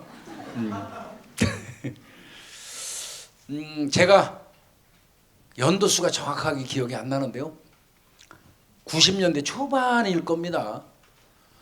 저쪽 동두천 쪽에 가면 지금은 이제 뭐 청량리 588이니 무슨 뭐 대구 자갈마동이니 운운해갖고 집장촌이 거의 사라졌죠, 그렇죠? 근데 그 당시만 해도 버젓이 그들이 존재하고 있었고요. 제가 그 지역 담당 형사가 돼가지고 의정부 경찰서 그때 소속하에 동두천이 관할이었어요. 그쪽 그 동두천 담당 형사가 되면 상당히 피곤합니다. 지금은 많이 정화됐지만 동두천은 기지촌 주변이기 때문에 인구 분포로 해서 대비하면 마약 사범이 제일 많은 동네고요. 깡패들도 제일 많고요. 그 지역 담당 형사가 됐는데 가서 보니까 생현칠리라는 집장촌이 있어요. 그 당시에 이 성매매 여성들이 한 400여 명 가까이 됐어요. 저는 그 동네를 지나다닐 때마다 그 사창가 집집마다 그 앞에 서서 담배 뻐끔뻐끔 피고 있는 그 새끼들이 그렇게 밉더라고요. 이른바 얘기하는 기둥서방 새끼들. 일부러 포주들이 기둥서방하고 그 성매매 여성을 묶어줘요. 부부처럼 살게 하고 평상시에는. 그러다가 성매매 손님 오면 밖에 나와서 담배 피고 있고. 그런 새끼들입니다. 그 기둥서방 하는 놈들이. 죽여버리고 싶었어요. 그래서 하나씩 잡아놨어요. 그래서 그러다 보니까 한 40~50명을 제가 구속시켜서 교도소 보냈어요. 가을에서 겨울로 막 넘어가는 시기인데요. 그날 제가 가죽 점퍼를 입었었으니까 그 기억이 나요. 겨울로 넘어가는 시기인데 비가 약간 오고 있었습니다. 비가. 근데 제가 그날따라 비가 와서 그랬는지 몰라도 하여튼 술을 한 잔 먹고 그 인근을 지나가다가 누군가에 의해서 뒤를 딱 낚아채가지고 골목 안으로 빨려 들어갔어요. 골목 안으로 딱 빨려 들어갔더니 그 안에 이렇게 넓은 공터가 있는데 한 30~40명이 거기 모여 있더라고요. 거기서 맞기 시작했는데 정말 죽도록 맞았습니다. 죽도록. 근데 이제 우리는 본능적으로 그게 있습니다. 여러분들도 참고하실 점이에요. 이런 광장에 끌려나가서 그 맞기 시작하면 결국 군중심리에서 밟아갖고 죽어요. 그런 경우에는 어떤 경우로도 벽을 등지고 있어야 됩니다. 맞아도 앞에만 맞아야지 끌려나가면 안 돼요. 그래서 이렇게 보니까 건물에 쇠창살이 있는데 거기다가 제가 손을 이렇게 집어넣어가지고 가죽 점퍼를 이렇게 잡았어요. 그리고 그래야지 끌려나가지 않으니까 나중에 보니까 이제 새 조각이 나서 제가 지금 이게 장애가 있어갖고 손을 잘 못 써요. 그 덕분에 어떻게 보면 전국에서 제일 먼저 사창가에 있는 기둥서방들 전멸시킨 데가 그 동네가 될 거고요. 어마어마하게 맞아서 나중에는 아프지도 않더라고요. 제가 왜 이 얘기 말씀드리냐면요. 어머니가 그때 살아계셨어요. 저희 어머니가 지금은 돌아가셨지만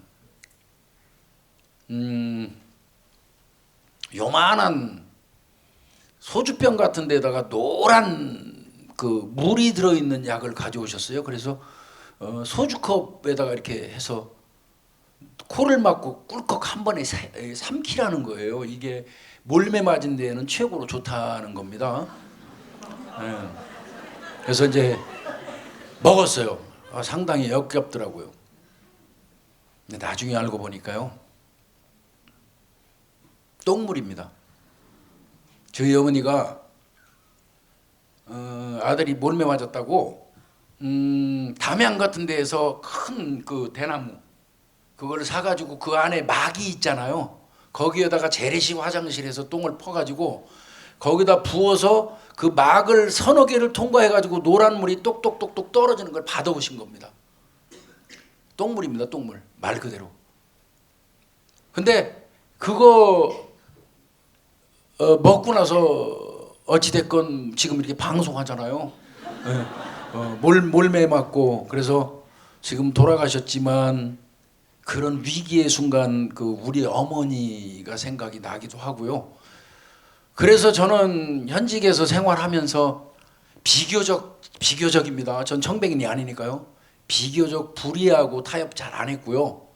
적어도 힘들고 약한 사람 등쳐먹지 않았고요. 사건 가지고 장난하지 않았습니다. 다시 생겨난 목숨이라는 생각도 들었었고요.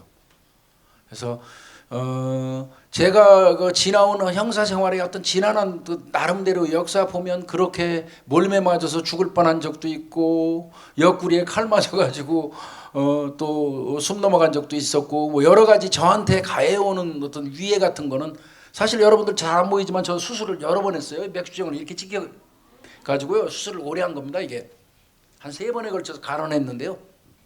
근데 저한테 오는 위해 같은 거는 두렵지 않았습니다. 저한테 가장 고통스럽고 힘들었던 거는 가족입니다. 특히나 이제 우리 딸이 초등학교 겨우 갓 들어갔을 때 뭐 여러분들 제가 수차 말씀드려서 아는 분이 있겠지만 전화 집으로 떠르륵 전화 걸려오죠. 전화해가지고 다른 얘기 안 해요. 협박도 안 하고 위협도 안 합니다. 네 딸 이름이 김땡땡이지? 네. 네 딸 아침 몇 시에 나오지? 학교 가려고? 그 다음에 네 딸 어디 코스를 거쳐서 어떻게 걸어서 어떻게 해서 어느 학교로 가지? 그 다음에 네 딸 아마 3시 뭐 오후 1시 정도 1시 20분경에 학교 끝날 거야. 끝나고 나와갖고 이렇게 걸어가 가지고 피아노 학원 가지? 이렇게 동선을 쫙 읊어주고 전화 딱 끊어버려요. 돌아버립니다. 그거 진짜. 그런 시절이 그런 협박 이런 게 저한테는 가장 힘들고 어려웠던 것 같고요. 뭐 하여튼 제가 분명히 말씀드릴 수 있는 거는요. 여러분들 아까도 뭐 말씀하셨지만 그래요. 경찰들 불친절하고 그 다음에 성의 없고 어영병하면서 월급 도둑질하는 놈들 많아요. 네, 그런 새끼들 많아요. 그렇지만요. 그런 놈들보다는 절대 다수의 경찰관들이 순찰한 방향이라도 더 돌려고 애쓰고 그리고 무엇보다도 강력 형사들 누가 알아주거나 말거나 나한테 배당된 사건 거의 미친놈들이에요. 다른 거 보이지도 않아요. 이런 경우도 있었어요. 예전에 노무현 대통령이 대통령 된 거는 굉장히 이례적인 일이었어요. 그 당시에. 형사 새끼들이 대통령이 노무현이 된 것도 몰라요. 아침에 회의하는데. 아침에 조회하는데. 그 강력 형사들이 왜 그렇겠습니까? 아무 관심 없어요. 지가 가지고 있는 사건, 추적하는 사건만 그 대가리 속에 들어있죠? 아무 그 생각 없어요. 어쩌면 여러분들 그런 생각, 그렇게 그 사회에 무관심하고 오로지 저한테 배당된 사건에 목숨을 걸고 덤비는 미친놈들이 있기 때문에 그래도 그나마 이 나라가 이렇게 흘러가는 거라고 생각 안 드세요? 예, 그래 더러는 미친놈들이 있어갖고 세상이 흘러가요. 마지막으로 한마디 말씀드리고 끊겠습니다. 여러분들 그런 얘기 많이 해요. 제가 뭐 얘기하면 경찰이었기 때문에 경찰 편든다고 이렇게 얘기들 많이 하시더라고요. 그거 맞습니다. 저 부인하지 않겠습니다. 그러나 경찰이 잘못한 거를 잘했다 소리는 안 합니다. 예. 근데 여러분들 이렇잖아요. 내 부모가 나한테 잘못하고 내 부모가 나를 핍박한다고 해가지고 내가 집 나가면서 내 부모 버리고 욕할 수는 없잖아요. 죽고 나서나 오늘날 김복준이라는 사람이 이렇게 여러분들 앞에 서서 떠들기도 하고 범죄 관련해서 속된 말로 우리말로 씨부리고 있는 이런 그 기회를 경찰이라는 조직이 없었으면 저한테 없지요. 그리고 무엇보다도 중요한 건 그겁니다. 내 처자식을 먹여 살린 내 신성한 직업이에요. 내가 경찰을 했기 때문에 내 처자식 먹여 살리고 학교 보내고 사람답게 살 수 있었어요. 집 가지고. 내 조직을 버릴 수는 없죠. 옷 벗고 나왔다 해가지고 경찰 조직을 비난하면서 다른 타인 절대 다수로부터 칭찬받는 그런 짓을 하고 싶지 않습니다. 그러나 잘못하는 거에 대해서는 잘못한다고 가차없이 얘기하겠습니다. 그것도 김복준이의 경찰 사랑법이니까요. 그래서 앞으로도 지속적으로 사건을 진행하면서 우리 구독자분들 여러분들한테 거짓말하지 않고 있으면 있는 그대로 열심히 하여튼 하는 날까지 할 걸 약속드리면서 마치겠습니다. 예.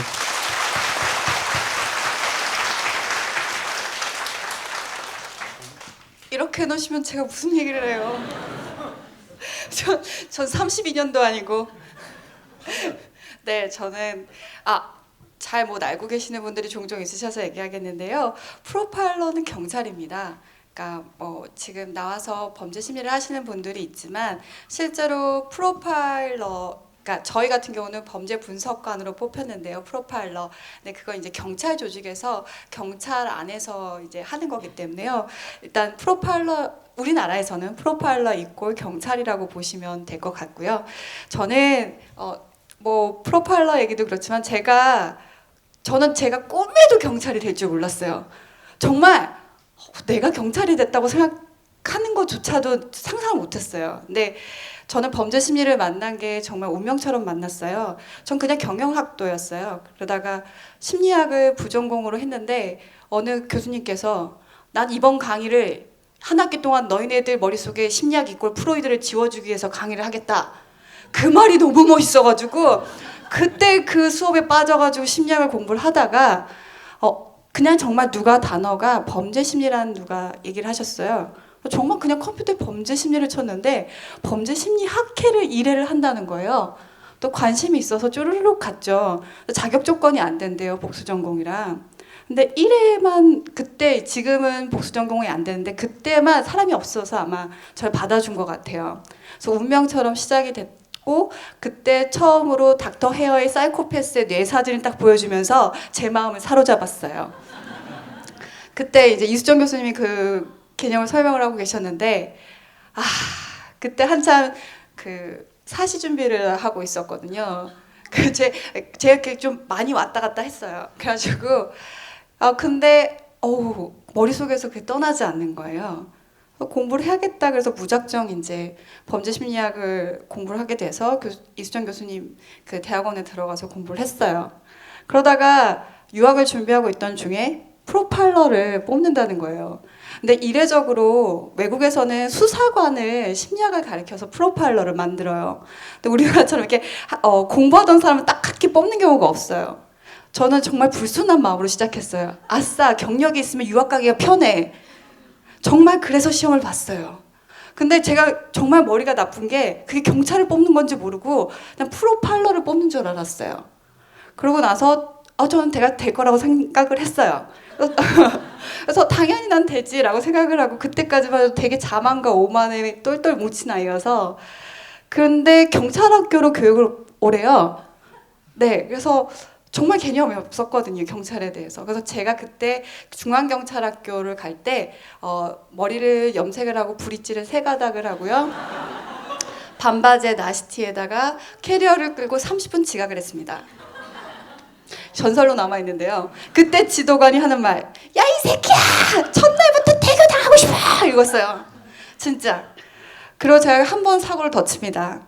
원래는 그 교육생들은 교육생들의 샤워실만 사용하게 돼 있는데 어떻게 단체로 샤워를 하지? 라는 불순한 생각을 갖고 있어서 조용히 혼자 샤워를 하다가 지도관 샤워실에서 샤워를 하게 됩니다.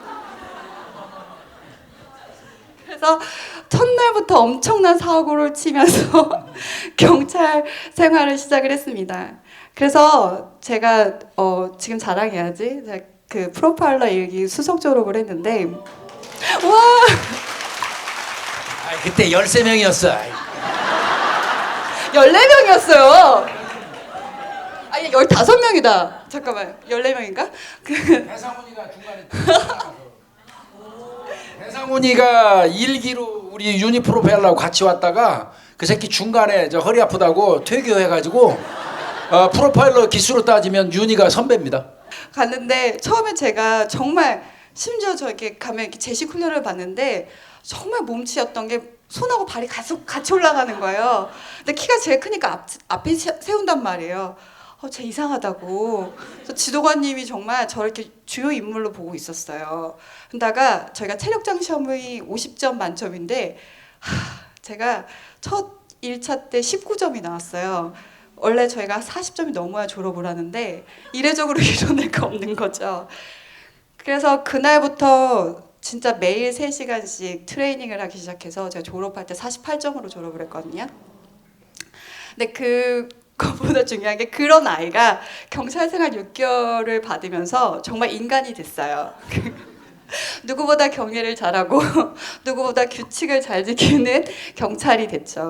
그러고 나서 이제 범죄 심리는 그때만 해도 지금도 프로파일러 팀이 없어요. 경기청하고 서울청 정도만 있거든요. 그래서 서울청에서 처음에 갔을 때 그렇게 그 팀에 가게 됐고 그때 저희 사수가 권일용 선배님이었어요. 근데 권일용 선배님이 문자에 이제 너의 시간은 범죄자가 정한다라고 하셨어요. 그러니까 그 말이 잘 와닿지 않았는데 실제로 사건은 다 새벽에 터져요. 밤에.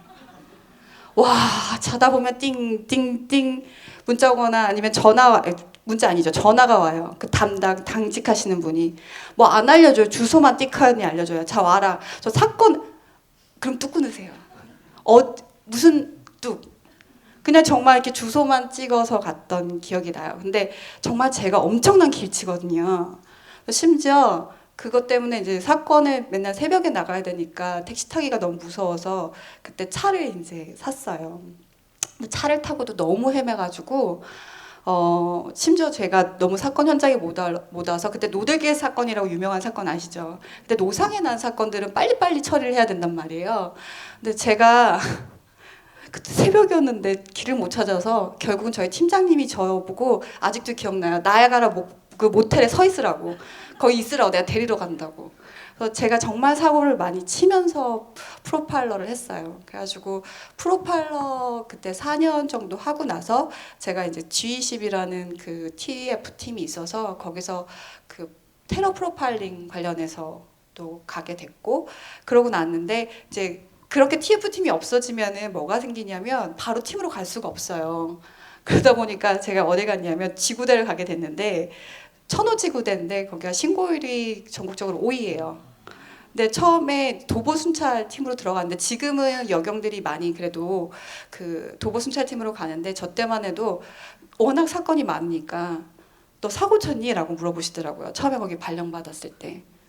정말 근데 저한테 가장 감사했던 건 천호지구대에서 1년 동안 근무했던 게 제가 프로파일러가 되고 경찰이 될 수 있었던 힘이었던 것 같아요.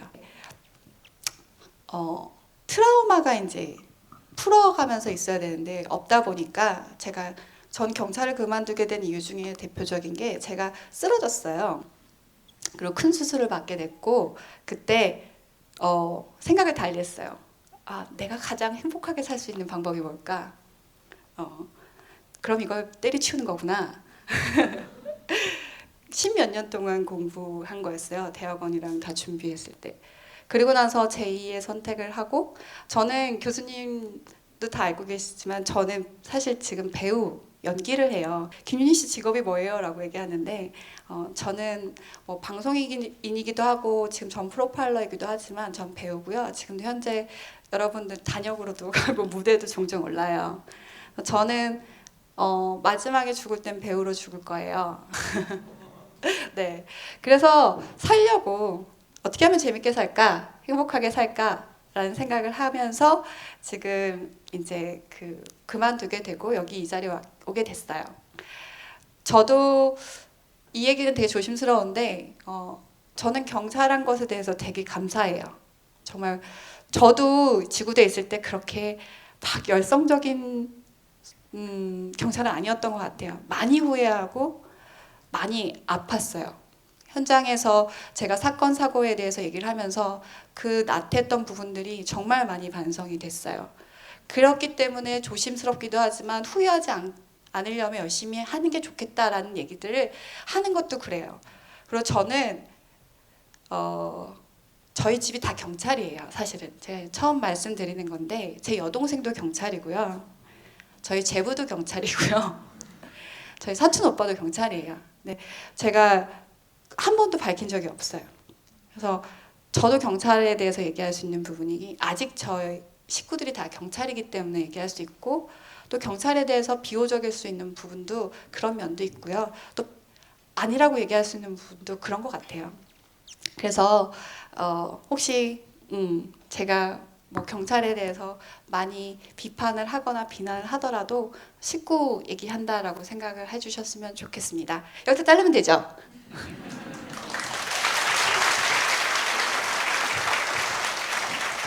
제 생각에는 저는 이제 윤희하고 생각이 좀 달라요. 경찰이었던 놈은 죽으나 사나 경찰이에요.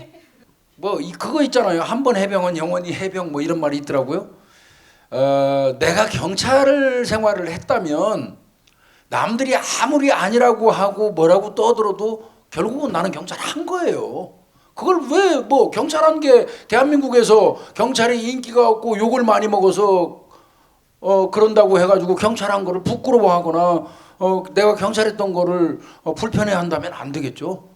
그래서 우리 지금 여기 계시는 분들 뭐 다소 제가 방송하는 과정에서 하다 보면 불편한 얘기 할 때도 있고 그러면 또 욕하십시오. 욕하시고 뭐 혼내더라도 기본적으로 거짓말 안 할 테니까요. 예, 그렇게 해주셨으면 좋겠고요. 여기 또 시켰네요. 이렇게 시간 보니까 관객과의 대화, 사건 의뢰에 바란다. 이렇게 해서 지금부터는 질문이 아니고 사건 의뢰에 바란다 몇 분이 좀 얘기해 주셨으면 좋겠어요. 안녕하세요. 하남시에서 온 김유미라고 합니다. 네, 저희 언니랑 저 너무 팬이어가지고 진짜 이 표 예매하는데 둘이 같이 막 이렇게 하면서 예매했는데 너무 오게 돼서 너무 기쁘고요. 아직 선물 못 탔는데 저 꼭 선물 받아가겠습니다. 저희는 이제 미스테리나 범죄 드라마도 그거밖에 안 보고요. 예, 되게 좋아해요. 그리고 미국 드라마, 영국 드라마, 일본 드라마 그것도 다 범죄나 미스테리밖에 안 보거든요. 근데 저희가 이제 그런 사건들 혹시 뭐 미국의 정말 유명한 연쇄 살인범이나 아니면은 뭐 일본의 그런 뭐 엽기 살인 이런 거라든가 그런 것도 한번 들어보고 싶고요. 그리고 미제 사건, 한국의 뭐 미제 사건 이런 얘기도 좀 들어보고 싶은데 혹시 그런 계획은 없는지 궁금합니다. 팬입니다. 미제 사건 관련된 부분은 사실은 여러분들 미제 사건 관련돼서 저희가 방송하려면요 어마어마하게 많아요. 할 얘기도 무지하게 많습니다. 미제 사건. 근데 제가 진짜 불편한 거는요. 미제 사건은 분석을 해보면 경찰 새끼들이 다 잘못했어요. 초등수사가 개판이야 이 새끼들. 그러니까 막 그 미제 사건 분석을 하다가 열딱지가 나더라고요. 그래서 사실은 이거 하기 전에 이동영이가 하는 그 수다맨에서 제가 그 팟캐스트 잠깐 했었거든. 미제 사건 몇 건을 한 6개월 정도 했죠. 그 미제 사건을 찾으면서 자료를 찾으면서 혈압이 올라서 못 하겠더라고요. 전부 초등부사 미스예요. 거의가 90%가. 그래서 미제 사건 관련된 거는 언젠가는 하기는 하겠지만요. 숨 좀 고르고 할게요. 예. 피해자분들이라든지 유족분들 얘기 다루는 건 굉장히 많이 불편해요. 사실은 저희가 방송할 때 이 방송이 유족이나 아니면 피해자 관련자분들이 볼까봐 그것도 정말 많이 부담스럽기도 하거든요. 말을 많이 고르게도 되고 주시는 게 제일 좋아요. 그 부분에 대해서 인식을 하게 되면은 위축이 더 많이 되고 그분들 자체도 그 말을 해주는 사람은 신경이 엄청 쓰여요.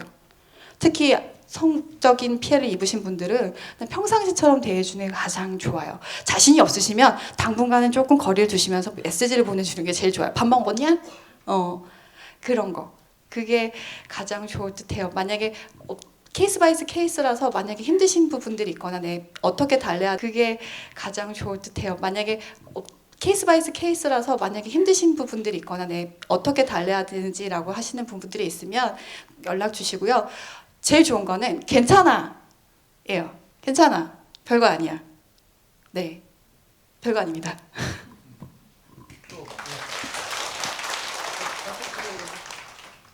안녕하세요. 제 이름도 윤인데 또 다른 윤희 분이 있으셔서 되게 놀랐고요. 사실 저도 미스테리나 범죄 같은 걸 굉장히 좋아하는데 다양한 유튜브나 미디어를 통해서 유명한 사건들은 사실 그 전부터 알고 있었던 경우가 굉장히 많거든요. 화성 사건이라거나 아니면 유영철이라거나. 근데 그런 내용들을 알고 있음에도 이 채널을 계속해서 보게 되는 거는 실제로 그 사건을 담당했던 분들이나 아니면 경찰 프로파일러 입장에서 보는 거는 또 저희가 다른 시각을 갖게 되고 새로운 것을 알게 되기 때문에 계속 보게 되는 그런 매력이 있는데 잘 알려지지 않거나 아니면 언론에 노출되지 않은 그런 사건들도 좀 알고 싶거든요. 근데 혹시 그게 문제가 되지 않는다면은 그런 거를 언제 좀 소개를 해주실 수 있는지 좀 알고 싶습니다. 그리고 저희 엄마 구독자 만들려고 오늘 데리고 왔거든요. 그래서 선물 받아가면 참 좋을 것 같아요. 야 이거 지금 역시 윤희끼리 통하는데 왜 그러냐면요. 내가 퍼뜩 그 생각이 들었어요. 어젠가 그제 윤희가 다음 주 이제 내일 모레죠. 내일 모레 사건을 알려지지 않은 양주 여중생 사건을 찍더라고요. 그래서 그 사건은 사실은 제가 취급했어요. 13살 먹은 아이 현장에 죽어있는 모습 보면서 정말 이제 방송에서는 못할 거예요. 내일 모레 방송에서 제가 못하는데요. 그 필리핀 아이였거든요. 그 새끼 내가 반 죽여놨어요 진짜. 그때 그놈 잡아갖고 아주 반 죽여놨습니다. 그러니까 여러분들 알고 계세요 그냥. 근데 저 윤희끼리라서 통하나 봐요. 문득 그러더라고요. 그 김윤희 프로파일러가 교수님 크게 알려지지 않은 내용인데 양주 여중생 살인 사건을 하나 고르죠. 많이 나오지 않은 거 이렇게 얘기했거든요. 그래서 내일 모레 진짜 그거 합니다. 아마 통하신 것 같아요. 네. 저도 사건의뢰 같은 이런 미스테리나 사건에 대해서 되게 애청하는 사람으로서 보고 있는데요. 김복준 교수님께서 그 조폭의 계도를 다 이제 꿰고 계시다고 들어가지고 그리고 또 특히 최근에 막가파 한 거 너무 재밌게 봤거든요. 막 배꼽 잡고 웃으면서 봤는데 제가 서진 룸살롱 사건인가요? 예, 제가 개인적으로 김복준 교수님 그 눈으로 시각으로 그 사건을 한번 들어보고 싶어가지고 한번 의뢰를 지금 드리려고 합니다. 네. 서진 룸사롱 사건 그 장진석 사건은 할 겁니다. 조만간. 준비했고 자료도 꽤 가지고 있어요. 그래서 조만간 할 거니까 조금 기다려 주십시오. 그리고 여러분들 이제 원하시면 기본적으로 우리는 살인 사건이잖아요. 조폭 특강 한번 하겠습니다. 제가. 김윤희 전 프로파일러님께서 말씀해 주셨듯이 약간 대처법에 대해서 잠깐 말씀하셨잖아요. 근데 이런 사건 이래처럼 범죄 사건을 되게 많이 보는데 이렇게 보다 보니까 되게 무서운 거예요. 이런 범죄자들이 곳곳에 있을 것 같고 막 피해망상이 생길 것 같고 악몽도 꿀 정도로 갑자기 뭔가 집에 쳐들어올 것 같고 근데 이런 무서움 같은 게 많이 생겨서 좀 대처법 같은 거를 아까 말씀해 주셨듯이 특강을 혹시 해주실 수 있나 이런 게 되게 궁금했거든요. 그리고 사실 한마디만 더 말씀드릴게요. 자기가 뭐든 다 방비를 했는데 거기에 대해서 더 불안해하지 마세요. 사실 범죄라는 거는 예방할 수 있는 한에서밖에 예방이 안 돼요. 네. 근데 그나마 우리가 할 수 있는 건 거기에 대해서 불안해하지 않는 부분이에요. 그리고 가능한 제가 자세하게 디테일하게 어떤 범죄자 유형이라든지 어떤 장소라든지 이런 부분 저도 사실 다시 다 논문하고 봐야 되거든요. 그거 좀 더 다시 보고 살펴보고 꼭 한번 할게요. 네. 감사합니다. 이번에는 2층에 계신 분들 질문 좀 받을게요. 갱년기 불면증으로 되게 고생했는데 이 사건 의뢰를 들으면서 밤마다 잘 자고 있어요. 자장가로 들려요? 강심장이네요. 살인사건 들으면서 주무신대요. 그래서 항상 좀 감사하다는 말씀 드리고 싶었습니다. 그리고 이렇게 늘 듣다 보면은 지난번에 연건영 교수님 나오셨을 때 좀 저희가 몰랐던 다양한 그런 측면에서 사건을 볼 수 있어서 참 좋았던 것 같아요. 그래서 앞으로도 연 교수님 포함해서 좀 다양하게 다른 분들도 종종 오셔서 출연하셔서 좀 여러 가지 다양한 의견도 들을 수 있는 그런 기회가 좀 많았으면 좋겠습니다. 아 이거 얘기 나올 줄 알았어. 연건영이 얘기 잘하죠. 연건영이가 제가 이뻐하는데 대학 후배입니다. 그래서 그 자식은 내가 부르면 오게 돼 있어요. 근데 사실은 연건영이가요 엄청 바쁩니다. 제가 매회 할 때마다 전화해요. 넌 막 이번 주에는 나와서 좀 해줘야 되는 거 아니야? 근데 얘가 예약이 돼 있어 갖고요 묶여 있더라고요. 뭐 부산 뭐 중구청 하면 오전에 부산 중구청 강의, 그 옆에 또 무슨 서구청으로 가고, 전국 방방곡곡을 걔가 이제 팔자가 그런가 봐요. 이 방방곡곡을 뱅뱅뱅 돌아다니면서 강의를 하니까 아마 그 자식 돈을 엄청 벌 겁니다. 네. 그래서 지금 강의 때문에 지금 한참 지금 강의가 많을 시즌이거든요. 근데 이제 조만간 아마 좀 그 2, 4분기죠? 2, 4분기가 지나면 강의가 약간 뜸해질 거예요. 그때는 강제적으로라도 그 자식 불러다가 앉혀놓고 하겠습니다. 예, 그렇게 하겠습니다. 예. 이거 바라는 점이라서 말씀드리는 건데 초창기 때부터 봤거든요. 근데 배상훈 님도 소리 소문 없이 가시고 연 교수님도 한 3회 연속 보다가 안 보니까 속상하고 그랬는데 저 유니 프로파일러님한테 아프다는 사람들이랑 싸우고 이러거든요. 하지 말라고. 웃을 수도 있는 건데 왜 그거 좀 그러냐고 하지 말라고 싸우기도 하고 이러는데, 그리고 또 한 번 복준 교수님께서 이제 하차하신다고 커뮤니티에 글 남기셔서 되게 속상했었거든요. 그래서 이제 두 분 이 자리에서 모든 사람들이 있으니까 하차 안 하겠다고 다짐 한 번만 해주세요.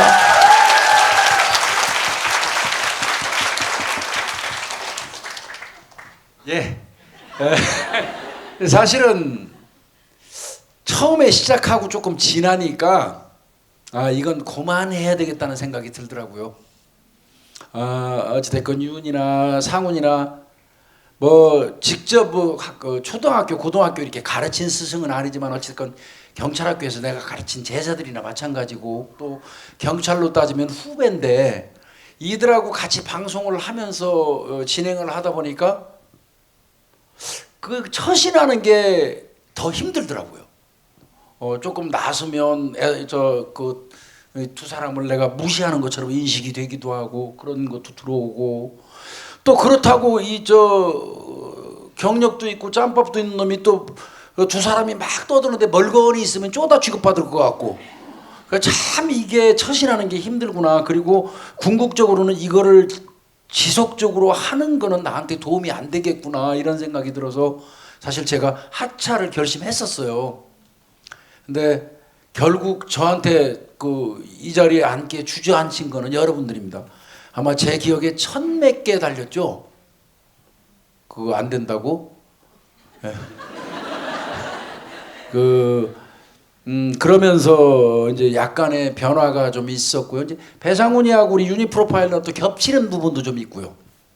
아마 이제 뭐 결국은 제작을 하는 거는 뭐 고유의 권한은 우리 박 PD가 가지고 있으니까 그렇고 분명한 거는 저는 하여튼 제가 여력이 닿는 데까지는 그냥 여기 주저앉아 있겠습니다. 예. 일단 감사드립니다. 어느 분이 제가 광 대표가 튀어나와서 가만히 있어도 웃는 것 같다 보이더라고요. 실제로 제게 웃음이 많아요. 그러니까 그 잘 울기도 하고 잘 웃기도 하고 심지어 저희 엄마가 그 이제 JTBC 방송 보다가 야, 네 웃음 소리가 제일 커. 웃지 마 이랬어요. 그래가지고 그런 부분들이 있었고 사실은 제가 프로파일링을 한 5년 쉬었어요. 그러니까 그만둔 지 한 5년 됐고 방송을 갑자기 이제 하다 보니까 저 아예 프로파일링을 놨었어요. 제가 저를 가장 행복하게 했던 것도 프로파일링이었지만 너무 힘들었던 것도 프로파일링이었고 사실 저는 연극이라든지 뮤지컬이라든지 계속 배우 쪽 일을 하고 있었던 상황이었는데 사실 김복진 교수님이 부름이 없었으면 안 왔을 거예요. 김복진 교수님 정말 딱 전화하셔가지고 처음에 지금 제가 JTBC 사건 반장할 때 저 김윤희지? 그래서 네 경찰 출신이라면서 네 했더니 자 사건 반장 한번 해라 이러시는 거예요. 근데 저 알았다 이때 작가한테 전화번호 줄게 그러더니 바로 작가님 전화 오셔서 미팅돼서 들어갔던 건데 저도 제 실력을 알거든요. 5년 동안 아무 공부 안 했으면 프로파일러는 진짜 거의 죽어있는 거나 마찬가지거든요. 분석을 해야 머리가 돌아가는데 그래서 정말 처음에 제가 봐도 와, 못 봐주겠다라는 생각도 했고 많이 감도 떨어졌었는데 처음에 그래서 저는 그 댓글이 상처도 받았지만 되게 진짜 그 비판적인 것 중에서도 건전한 건 진짜 계속 받아들였었거든요. 그리고 오기도 있었어요. 뭐냐면 내가 점점 나아지고 하는 걸 봐주세요. 진짜 맨 바닥부터 밑바닥부터 올라갈 테니까 여러분들도 희망을 가지세요. 이렇게 올라갈 수 있다라는 거. 그거로 버텼던 것 같고 정말 댓글이 나중에 저를 옹호해 주시는 분들 때문에 많이 여기까지 왔던 것 같아요. 그래서 그 고마움이라는 건 전 절대 잊지 못하고 살 것 같고 제가 힘들 때마다 그거 항상 적어놨거든요. 다들 좋은 말씀 적어놓은 거 항상 보면서 힘낼 거고요. 저도 교수님 말처럼 제가 여건이 닿는 한 방송에서 사라지더라도 여기서는 사라지지 않도록 제가 한번 끝까지 붙잡고 있어 보겠습니다. 김윤희 프로파일러 여러분들 200명이 넘는 분 앞에서 약속했어요. 이게 얘가 가끔씩 짜증나게 저 못하겠어요 그러더라고요.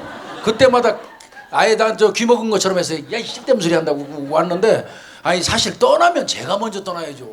나이 먹은 놈이 먼저 가고 후배들이 채워주는 게 맞잖아요. 근데 까부르면서 지가 먼저 간다고 떠들어서 굉장히 근데 오늘 고맙습니다. 질문 최고입니다. 최고. 여러분들 선물 드려야죠. 지금 오실 분들은 저희 그 사건 의뢰 광고를 가장 먼저 해주신 분이거든요. 공주 매운탕 사장님 모실게요. 네, 공주매운탕을 하고 있는 박종현이라고 합니다. 또 많이 도와주셔가지고 길게 할 수 있었고 잘 됐던 것 같습니다. 고맙습니다. 안녕하세요. 여기 팀코리아의 박세진 본부장입니다.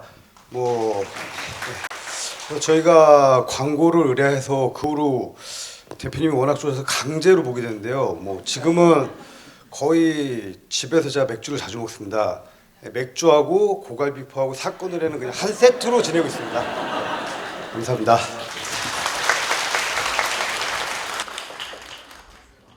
이 추첨 전에 사실 이 유튜브 방송이 10만을 돌파했잖아요. 이게 사실 정말 엄청난 거거든요.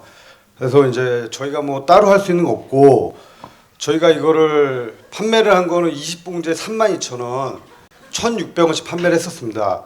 그래서 10만 돌파 기념으로 그냥 10만 봉에 한해서 그냥 1,000원씩 40개 박스로 그냥 많이는 못하고 딱 10만 봉만 하겠습니다. 왜냐하면 택배 보내고 나면 저희가 계속 미치는 거거든요. 이건 좀 축하의 뜻으로 저희가 한번 진행하겠습니다. 네, 추첨하겠습니다. 감사합니다. 이 최은묵 사장님 그 눈썰미 좋으신 분들은 아실 텐데 아까 저희가 팟캐스트 녹음했던 장소 있지 않습니까? 거기가 의정부 교도소 바로 옆에 있는 무명이라는 카페예요.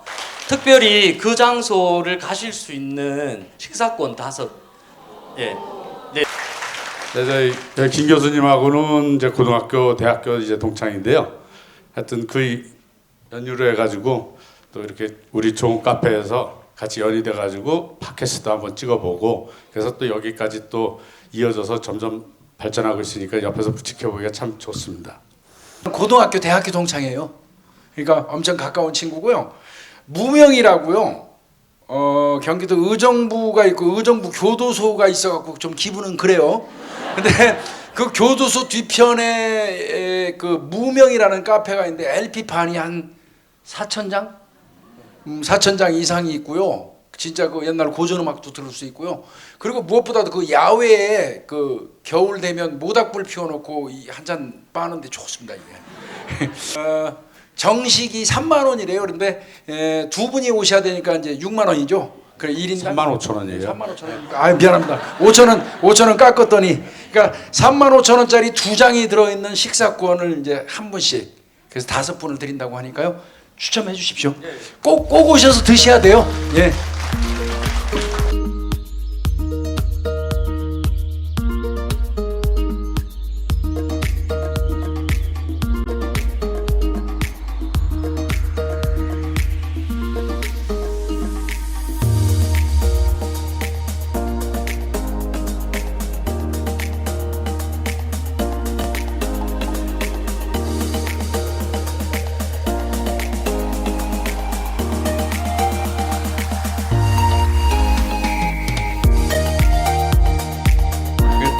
박 PD님 다음번에는 그냥 처음부터까지 선물만 주는 거 합시다. 그렇게 했으면 좋을 것 같고요. 여러분들 짧은 시간인데 정말 먼 길 오시고 또 비까지 오신다고 그러잖아요. 이렇게 저희 이 콘서트 이거 콘서트라고 하나 이까지 걸? 하여튼 저희 모임에 이렇게 와주신 거 진짜 진심으로 감사드리고요. 예, 그 위에 분들 그 2층 분들 예 그리고 끝나고 밤이 새도록 사진 찍어달라면 저 앞에서 찍겠습니다. 아마 제가 찍으면 윤희는 약속 안 받아도 돼요. 자동이니까. 의사 안 물어보면 안 되나? 찍고 싶을 수도 있는데. 예, 여러분들 진짜 진심으로 감사하고요. 여러분들 이렇게 힘 주시고 여러분들이 지원해 주시는 것 자체로 정말 기 팍팍 받고 겁대가리 없이 방송합니다.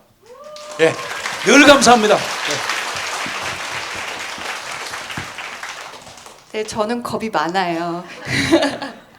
그래서 교수님하고 다들 뭐 케미가 좋다고 하시는 표현 많이 써주시는데 아마 그런 걸 거예요. 저는 소심해서 항상 조심조심 얘기하는 부분들이 좀 있습니다.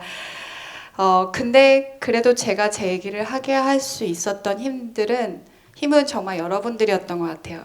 제가 조금씩 얘기를 할 수 있게 만들어주셨던 거, 용기를 내고 내가 프로파일러 현장에 있지는 않지만 이 사건에 대해서 자신 있게 얘기할 수 있는 힘들을 길러갈 수 있었던 거는 정말 여러분들 덕분이었던 것 같습니다.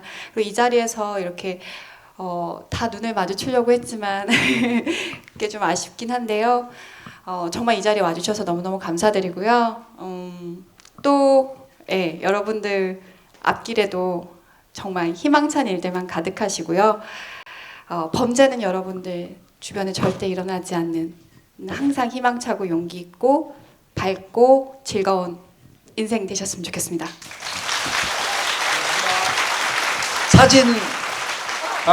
사진은 지금 이렇게 우리가 뒤에서 이렇게 찍겠습니다. 일단은 안쪽만 들어가겠습니다. 지금.